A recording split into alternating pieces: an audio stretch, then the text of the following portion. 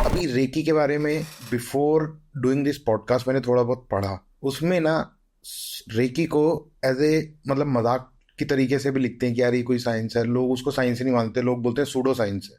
तो ये लोग जो इसको सूडो साइंस बोलते हैं, उसके जवाब में आप क्या कहना चाहते हो? सबसे पहले तो बात करते हैं कि what is science and what is pseudo science. So science क्या कहता है? साइंस कहता है कि which is proven, that is science, that is completely verified with every aspects और रीजंस। तो वो साइंस है।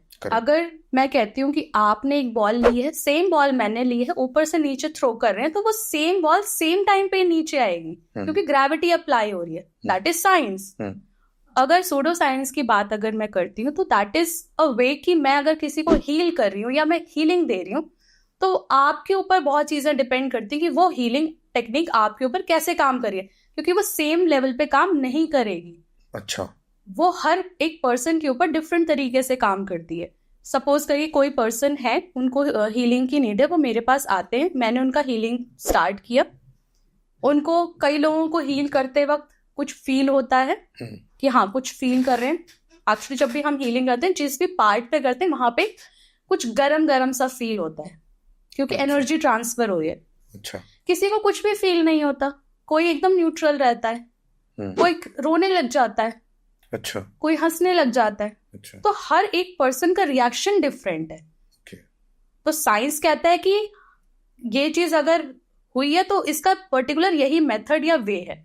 लेकिन सूडो साइंस में इस तरीके की चीजें नहीं है। दैट इज हर किसी के ऊपर डिफरेंट तरीके से काम करे। यही रीजन है उसको सूडो साइंस की कैटेगरी में रखा जाता है, और इस चीज से मैं बिल्कुल भी डिनाई नहीं करूंगी। अच्छा। जो चीज फैक्ट है वो फैक्ट है। हीलिंग मोडालिटी हर पर्सन के ऊपर डिफरेंट तरीके से ही काम करती है। तो आपके पास कोई आया, मैं बहुत छोटा एग्जांपल लेता हूँ कि किसी को हेडेक है, तो हेडेक तो एक बहुत छोटी बीमारी है, हो ही जाती है कभी किसी को, किसी भी रीजन से, धूप से भी हो जाती है, सर्दी से भी हो जाती है। सो हेडेक के केस में भी अलग अलग हो जाता है कि किसी का ठीक हो रहा है या किसी का नहीं हो रहा। अब वही चीज है ना, आपको हेडेक माइग्रेन से है या धूप से? हाँ, ये भी है। तो वो किस लेवल पे गया हुआ है वो डिपेंड करता है। ये चीज तो पर्सन टू पर्सन ही वेरी करी है। हाँ। आपको माइग्रेन का हेडेक है, हाँ। तो मैं कितनी इंटेंसिटी से मैं आपको एनर्जी दूंगी कि आपका माइग्रेन का पेन सेटल हो जाए, है तो हेडेक। हाँ जी, ये बात तो है। ठीक है। हाँ। कोई धूप से आया चल के, उसको थोड़ा सा धूप की वजह से हेडेक हो गया, मैंने उसको लो इंटेंसिटी पे भी एनर्जी दी, वो 10 मिनट में नॉर्मल हो गया। माइग्रेन वाले को 20 मिनट लग सकते हैं। अच्छा। लेकिन है तो हेडेक ही। हाँ। तो वही चीज मैं आपको एक्सप्लेन करना चाह रही हूँ, इंटेंसिटी प्लस प्रॉब्लम दोनों चीजें मैटर करती हैं इसमें, सिर्फ एक चीज पे नहीं डिपेंड कर सकता।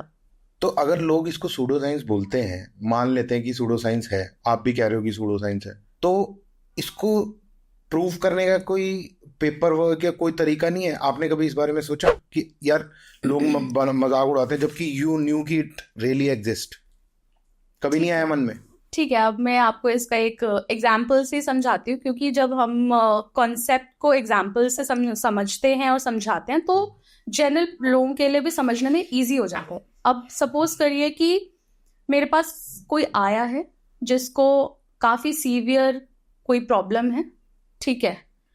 वो एक सेशन, अस्थमा ले लेते हैं। हाँ, अस्थमा का कोई पेशेंट है, वो आए हैं और उनको ब्रीदिंग प्रॉब्लम हमेशा रहती है, उनको पैनिक, उसके अस्थमा अटैक्स होते हैं, वो आते हैं। और ये केस मेरा सच में एक था। अच्छा। एक बच्ची थी 14 इयर्स की, उसको अस्थमैटिक थी क्योंकि वो जब बॉर्न के टाइम से उसको निमोनिया का इशू था। अच्छा। सो जब वो आए हमारे पास तो 13-14 इयर्स की, और अस्थमा का ये होता है कि जैसे जैसे आपका ग्रो करता है तो वो आफ्टर एक पर्टिकुलर टाइम पे जाके वो सेटल डाउन हो जाता है, बट उसका सेटल डाउन नहीं हुआ था, सीवियर होता जा रहा था। अच्छा। तो वो मेडिसिन तो अपना लेते ही थे।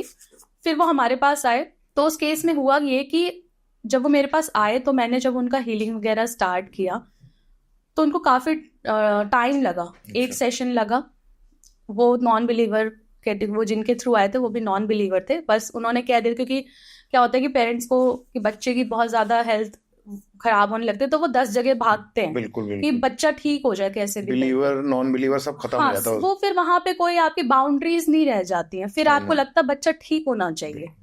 तो फिर वहां पर क्या हुआ कि वो किसी के थ्रू आए, नॉन बिलीवर थे बिल्कुल।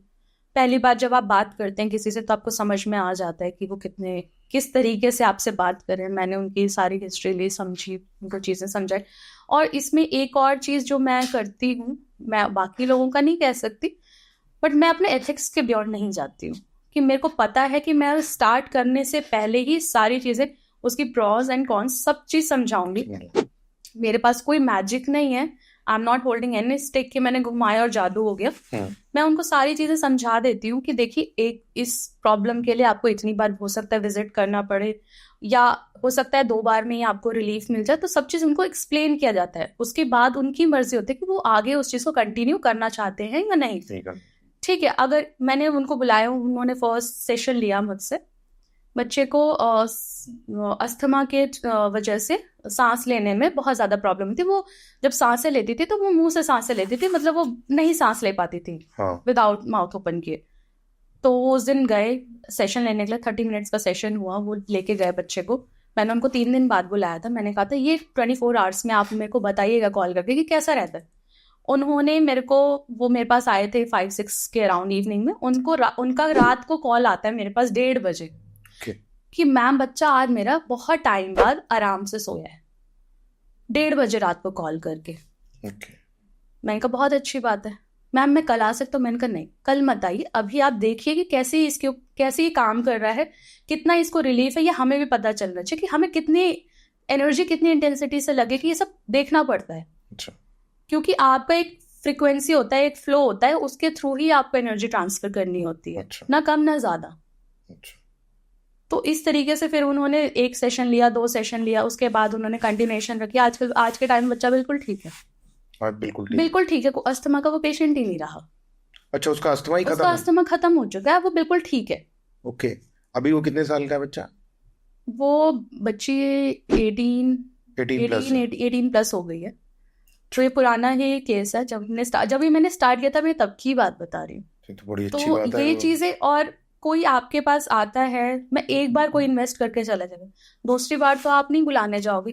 सामने वाले ने कुछ देखा, कुछ समझा, उस चीज को रियलाइज किया कि कुछ तो है जो काम कर रहा है, तभी वो आया। अदरवाइज तो कोई भी ऐसे अपने मनी ऐसे स्पेंड नहीं करना चाहेगा किसी भी चीज में, क्योंकि हर कोई सोच समझ के पैसे खर्चता है। और माउथ टू माउथ फिर लोग बताते हैं कि उनके पास जाओ, रेफरेंसेस पे आगे काम करते हैं। तो ये सारी चीजें, मतलब जब बिलीव कैसे होगा, लोग एक्सपीरियंस करेंगे उस चीज को, देखेंगे, तब होगा।